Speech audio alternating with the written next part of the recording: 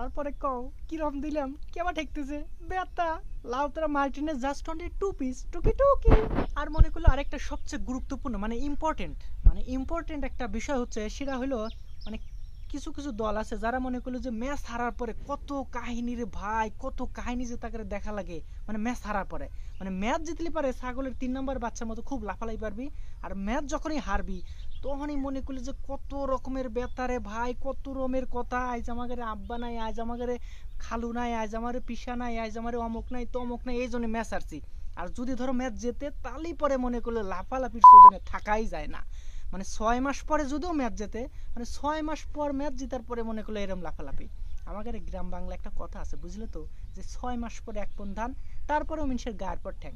আমরা মনে করলে যে ওই দল সাপোর্টই করি না, যে ম্যাচ হারার পরে আমার আজ আমার ঘরে আব্বা নাই, আজ আমার ঘরে খালু নাই, পিসা নাই, মানে এরকম কথাটা কল লোকই করলাম আমরা লাই। আর বিষয়টা হচ্ছে ধরো আমরা ওই মেসিক ছাড়াও করলে ম্যাচ জিততে পারি, মানে মনে করলে আমার এই বিষয়টা এরম দ্বারা গেছে যে আমাদের মনে করলে হারি নাই, মানে আমাদের রক্তের সাথে মিশে আছে জিতা। মানে কিছু কিছু দল আছে যারা মনে করলে জিততে পারতেছে না, আর কিছু কিছু দল আছে যারা মনে করলে হারা কি জিনিস বুঝতেইছে না। আর আরেকটা মনে করলে যে ভেরি ভেরি গুরুত্বপূর্ণ বিষয় হলো ওই যে কিছু কিছু দলের সমর্থকরা যারা বোঝে না আর কি, বেশি লাফালাফি পারে, তারা হচ্ছে কয় যে আর্জেন্টিনা মনে করলে যে পিলান্টি ছাড়া গোল মানে জিততেই পারে না।